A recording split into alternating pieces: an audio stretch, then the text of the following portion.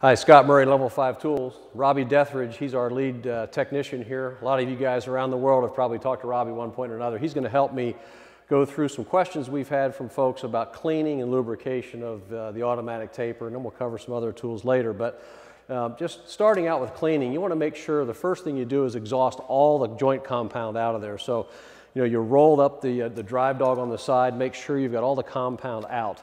Then you're going to remove the top 2 screws, loosen the other 4 on your cover plate, pop that off, and then you really have got to just clean that out on the inside. So you want to make sure there's no mud up in the head.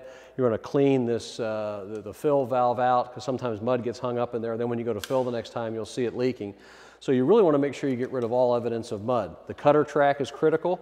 You want to make sure where your blade slides through that cutter track that it's nice and clean, and then also your tape guide. Sometimes folks will get a piece of tape stuck up in that tape guide. They'll go back to run the next time, and they're going to have a problem with a jam. So once you've got the mud out of this top head area, you're going to want to make sure you go through the bottom as well.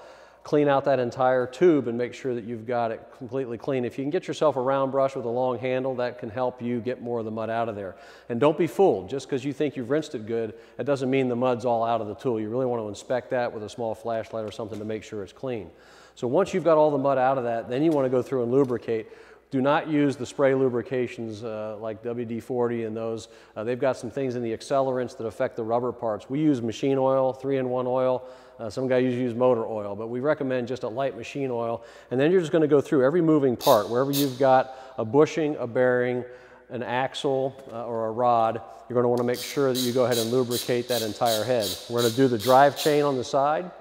We're also going to go ahead and do the cutter track and the cutter chain on both sides to make sure that that's completely lubricated and operating smoothly. We're going to do the creaser chain, and then we're going to move down in the inside and probably even get in there where we've got the cable drum, which is all stainless steel. It's not going to corrode or rust, but we want to make sure you get it lubricated. The cutter tube will lubricate that as well, and then probably even come down here and just do the wheels on the control sleeve. Some guys do that. You really can't over lubricate if you're using the right material, so we want to flush some down through the tube as well. And then you're going to want to run that plunger back down so that the next time that you go, then you know the oil's the whole way through. The next time you're ready to go, that you know the tool is in top shape. This will help improve the longevity of your product and ensure that it's in great working condition. Check us out on the web. Welcome to the Red Zone.